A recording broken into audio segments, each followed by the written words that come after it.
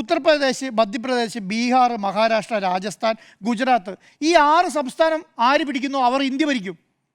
6 സംസ്ഥാനം പിടിക്കുന്ന രാജ്യം പാർട്ടി ഇന്ത്യ ഭരിക്കുമെന്നുള്ളതാണ്. ഒരു ഇക്വാലിറ്റി ഉണ്ടായിരുന്നല്ലോ, ഒരു രാഷ്ട്രീയ പാർട്ടികൾക്ക് ഒരു ഇക്വാലിറ്റി ഉണ്ടായിരുന്നല്ലോ, ആ ഇക്വാലിറ്റി നഷ്ടപ്പെടാൻ പോവുകയാണ്. ആ ഇക്വാലിറ്റി എന്ന് പറയുന്നത് എന്താണ്?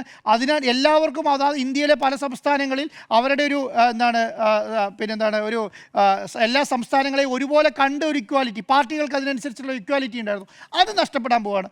ആ നഷ്ടപ്പെടുന്നതോട് കൂടിയിട്ട് ഇന്ത്യ ആര് ഭരിക്കണം എന്ന് തീരുമാനിക്കുന്ന 4, 5, 6 സംസ്ഥാനങ്ങൾ തീരുമാനിക്കും ഇന്ത്യ ആര് ഭരിക്കണമെന്നുള്ളത്. പിന്നെ എന്താ സംഭവിക്കാൻ പോകുന്നത്?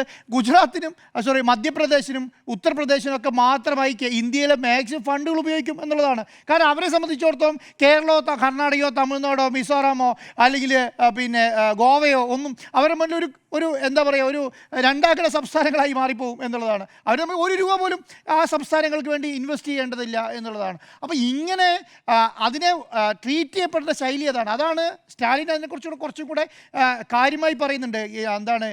BJP തീക്കൊള്ളി കൊണ്ട് തലചൊറിയുകയാണ് എന്നുള്ള നിലയ്ക്കാണ്. അതിനൊരു കാര്യമുണ്ട് കേട്ടോ. അവിടെ ഇലക്ഷൻ നടക്കുകയാണ്. കേരളത്തിലെ പാർട്ടികളുടെ അവസ്ഥ കണ്ടിട്ട് എനിക്ക് ദയനീയമായിട്ട് തോന്നി.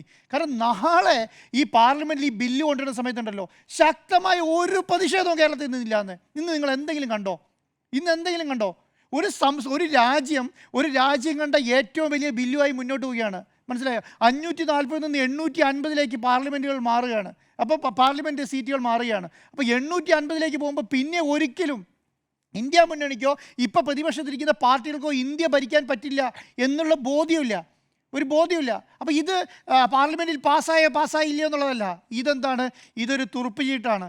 ഈ തുറുപ്പ് ചീട്ട് വിജയിക്കാൻ കഴിഞ്ഞാലുണ്ടല്ലോ, ആ തുറുപ്പ് ചീട്ട് BJP എന്ന് പറയുന്ന പാർട്ടിയിൽ അങ്ങനെ ഇവർക്ക് ഒരു അണ്ടർസ്റ്റിമേറ്റ് ചെയ്യേണ്ട. അവരെല്ലാ മാർഗ്ഗങ്ങളും നോക്കും. ഒരു ബില്ല് അമിത്ഷായും നരേന്ദ്രമോദിയൊക്കെ മുന്നോട്ട് കൊണ്ടുവരുന്ന സമയത്ത് ആ ബില്ല് ഇല്ലാതാകുമെന്ന് വിചാരിക്കുന്നത് ഒന്നും കാണാതെ ആയിരിക്കും അവർ കൊണ്ടുവരിക എന്ന് വിചാരിക്കുന്നുണ്ടല്ലോ. ഒരു രാജ്യം ഒരു തെരഞ്ഞെടുപ്പ് എന്ന് പറയുന്നൊരു സാധനം കൊണ്ടുവന്നു. ആരെ കൊണ്ടാണ് അതിൻ്റെ അധ്യക്ഷനാക്കിയത്?